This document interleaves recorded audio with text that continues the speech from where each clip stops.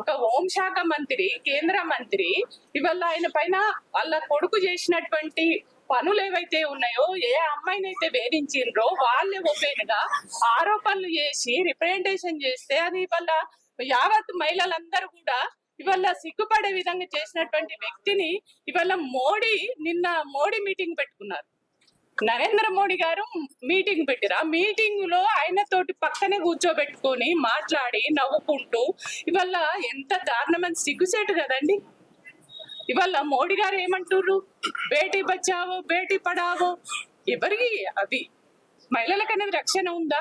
మరి ఎందుకు చర్యలు తీసుకుంటలేరు? ఒకవైపు ఇవాళ మహిళలందరూ ఆందోళన చేస్తా ఉన్నారు.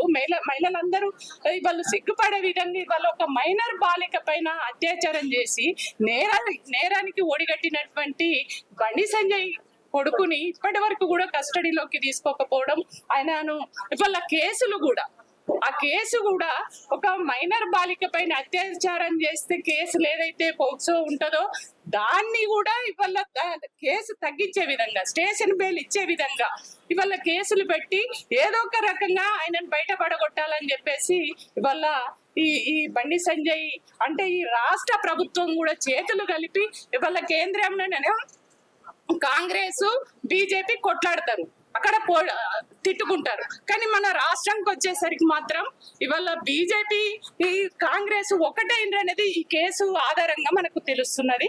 కాబట్టి మేము మా డిమాండ్ ఏంటంటే ఇవాళ బీఆర్ఎస్ పార్టీ మహిళా విభాగం ఆధ్వర్యంలో ఇవాళ మహిళలందరం కూడా వచ్చి మహిళా కమిషన్ మేము రిప్రజెంటేషన్ ఇవ్వడం జరిగింది.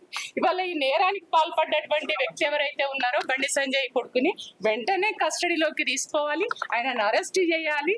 ఇవాళ ఆ అమ్మాయి ఎవరైతే ఆ బాలిక ఉన్నదో బాలికకు న్యాయం చేయాలని చెప్పేసి మేము డిమాండ్ చేస్తున్నాం. దీనికి సహకరించిన అంటే ఈ కేసును పక్కదారి పట్టించినటువంటి వాళ్ళు ఎవరైతే ఉన్నారో వాళ్ళందరినీ కూడా మేము ఆ అమ్మాయి రిప్రజెంటేషన్ లో ఎవరెవరైతే ఆమెకు ఈ కేసును పక్కదారి పట్టి చేయడానికి, ఆమెకు అన్యాయం చేయడానికి కుట్రలు చేసిండ్రో వాళ్ళందరి పేర్లు కూడా రాసింది. కాబట్టి వాళ్ళందరి పైన కూడా చర్యలు తీసుకోవాలి. తక్షణమే వాళ్ళ కొడుకుని అరెస్ట్ చేసి ఇవాళ బండి సంజయ్ కూడా నైతిక బాధ్యత వహించి తక్షణమే రాజీనామా చేయాలి. ఇవాళ నరేంద్ర మోడీ గారు నిజంగానే మీరు మాటలలో నిజంగానే బేటీ బచావో బేటీ పడావో అనే నినాదం ఏదైతే ఉందో ఆ నినాదం మీరు నిజం చేయాలనుకుంటే బండి సంజయ్ ని వెంటనే మంత్రి పదవి నుంచి తీసేసి నిజంగానే ఆయన తక్షణమే రాజీనామా చేసే విధంగా మీరు చూడండి అని చెప్పేసి నరేంద్ర మోడీ గారిని కూడా కోరుతున్నాము. ఇవాళ బండి సంజయ్ కూడా నువ్వు నైతిక బాధ్యత వహించి వెంటనే రాజీనామా చేయమని డిమాండ్ చేస్తున్నాను.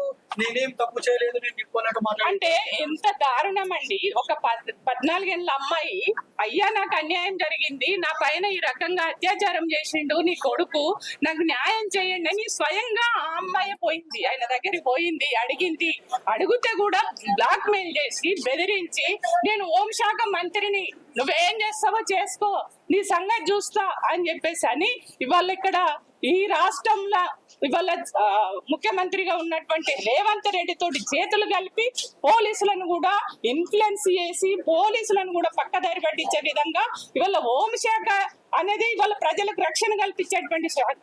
కానీ దాన్నే ఇవాళ ఆయన వాడుకొని వాళ్ళ కొడుకును ఒక నేర చరిత్ర ఉన్నటువంటి నేరానికి పాల్పడ్డటువంటి బండి సంజయ్ కొడుకును కాపాడుకోవడానికి ఈ రకంగా వాడుకుంటుండనేది దీన్ని బట్టి మనకు చాలా క్లియర్ గా అర్థమవుతుంది.